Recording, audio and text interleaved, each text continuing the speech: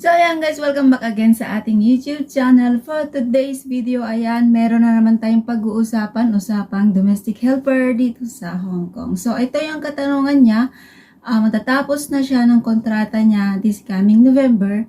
Pwede ba siyang hindi kumuha ng release letter kasi finished contract naman siya? So ayan yung sasagutin natin ngayon. So bago ang lahat guys, bago natin ipagpatuloy yung video na to, kung hindi pa po kayo nakapag-subscribe, please subscribe sa ating YouTube channel.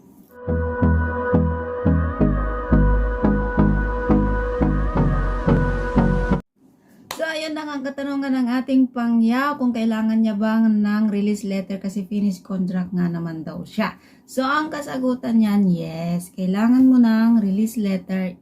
It's either finished contract, break contract, or terminate contract. Dito sa Hong Kong guys, kailangan nyo ng release letter. So, saan makukuha yung release letter?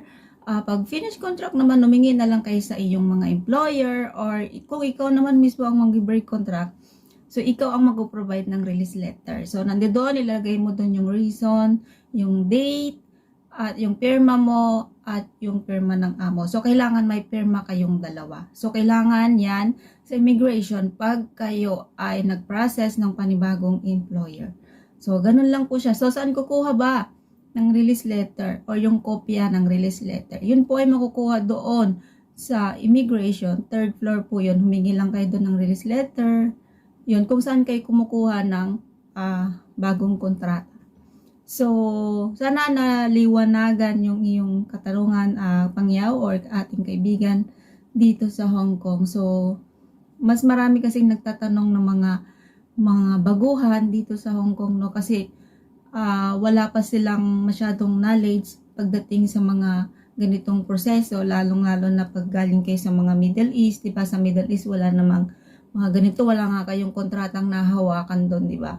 Kasi naranasan ko rin maging OFW or domestic helper sa Middle East.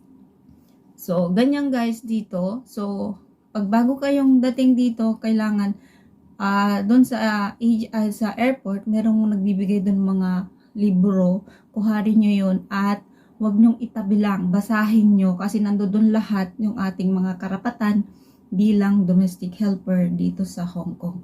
Or sa mga church minsan nagbibigay din sila ng mga ganon. Ayan, basahin nyo guys, wag nyong dedmahin dahil malaking tulong yan sa atin bilang OFW or domestic helper dito sa Hong Kong. Or na lang guys yung ating masasabi. At thank you so much sa inyong lahat sa patuloy na nanonood at sumusuporta sa ating YouTube channel. At ayan, kung nagustuhan mo naman ang video na to, please give me like, share, and subscribe. Bye-bye!